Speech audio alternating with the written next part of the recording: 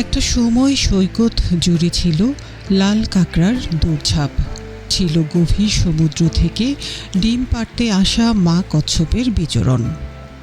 প্যারাবনে ছিল বিলুপ্ত প্রজাতির চামচ ঠুটো বা স্যান্ড পাইপার সহ শত প্রজাতির পাখির মেলা। এখন বলতে গেলে তার কিছুই নেই। বর্তমানে এটি পরিবেশগত সংকটাপন্ন এলাকা বা ইকোলজিক্যাল ক্রিটিক্যাল এরিয়া ইসিএ হিসেবেই বিবেচিত। বলছিলাম বাংলাদেশের ভার্জিন আইল্যান্ড খ্যাত সোনাদিয়া দ্বীপের কথা। এই দ্বীপটি সেন্ট মার্টিন থেকেও বেশি বৈচিত্র্যময়, আয়তনেও বড়, যার প্রাকৃতিক সৌন্দর্য নিউজিল্যান্ড কিংবা সুইজারল্যান্ড থেকে কোনো অংশে কম নয়। আসুন এবার আমরা ঘুরে আসি সোনাদিয়া দ্বীপ থেকে। আমাদের যাত্রা শুরু হয় কক্সবাজার শহর থেকে। শহরের কোলাহল পেছনে ফেলে আমরা চলে এলাম কক্সবাজারের ৬ নং জেটি ঘাটে। সোনাদিয়া যাওয়ার সংক্ষিপ্ত এবং দ্রুততম উপায় হল স্পিডবোট, আর সেই উপায়ই অবলম্বন করলাম আমরা।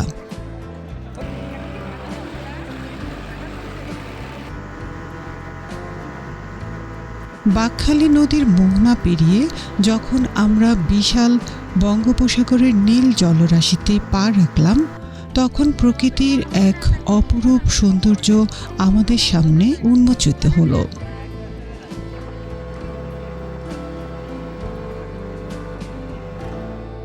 প্রায় আধ ঘন্টার উত্তাল যাত্রা শেষে আমরা সোনাদিয়া দ্বীপে পৌঁছালাম। পর্যটকদের চিরচেনা ভিড় নেই, নেই কোনো যান্ত্রিক কোলাহল। একদিকে সাগরের নীল দিগন্ত, অন্যদিকে দুর্ভেদ্য প্যারাবন। এই দ্বীপটি যেন প্রকৃতির নিজ হাতে সাজানো এক চিত্রপট, যেখানে সভ্যতার ছোঁয়া লাগেনি বললেই চলে।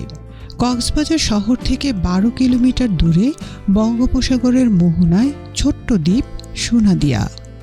ম্যানগ্রোভ ও উপকূলীয় বনের সমন্বয়ে গঠিত দ্বীপটির আয়তন মাত্র ৯ বর্গ কিলোমিটার।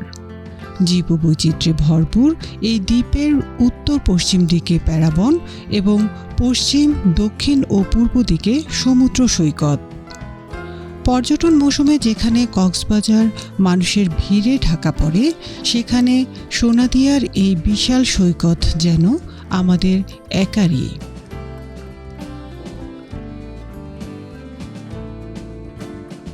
সৈকত ছেড়ে একটু ভেতরে ঢুকলেই দেখা মেলে রহস্যময় প্যারাবনের।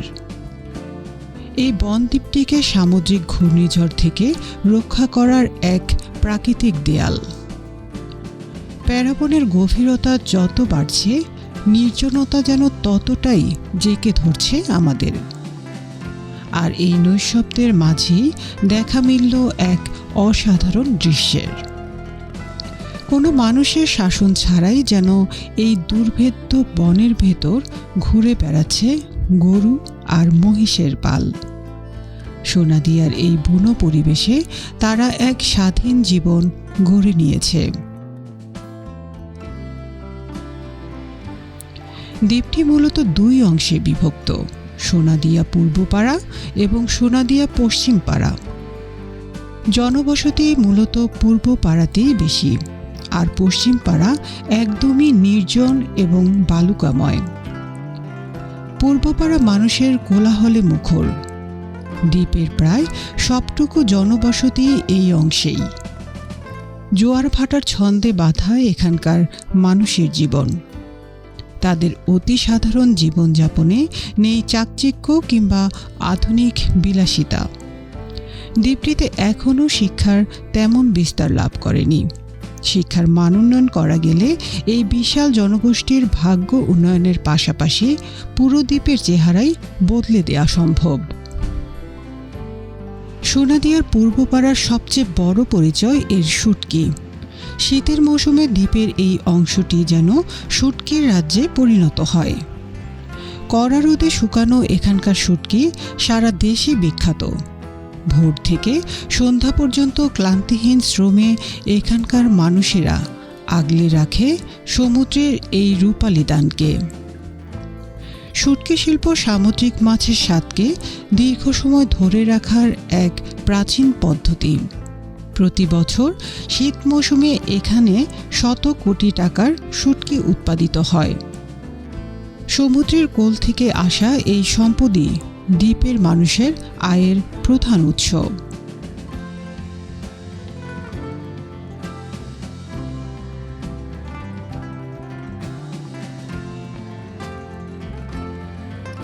পূর্ব পাড়ার কোলাহল পেছনে ফেলে আমরা যখন পশ্চিম পাড়ায় পা রাখলাম, মনে হলো আমরা এক ভিন্ন গ্রহে চলে এসেছি, যেখানে মানুষের কোলাহল থেমে যায় আর শুরু হয় প্রকৃতির একচ্ছত্র আধিপত্য। একসময় সোনাদিয়াকে ভাবা হচ্ছিল বাংলাদেশের অর্থনীতির নতুন প্রবেশদ্বার। এখানে বিশাল গভীর সমুদ্র বন্দর নির্মাণের পরিকল্পনা করেছিল সরকার।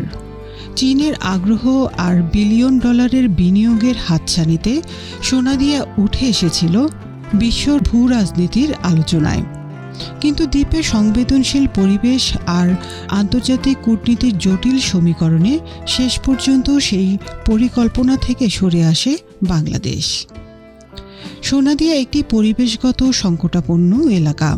একসময় এই দ্বীপে ছিল 567 প্রজাতির উদ্ভিদ, 152 প্রজাতির শামুক, 21 প্রজাতির কাঁকড়া, 9 প্রজাতির চিংড়ি, 207 প্রজাতির মাছ, 12 প্রজাতির উভচর, 19 প্রজাতির সরীসৃপ এবং 206 প্রজাতির পাখির অভয়ারণ্য।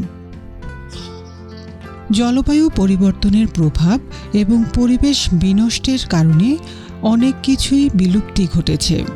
হুমকিতে আছে দ্বীপের জীববৈচিত্র্য। আমরা সৌন্দর্য খুঁজি দূর প্রবাসে, অথচ আমাদের হাতের কাছেই রয়েছে এক ভূস্বর্গ।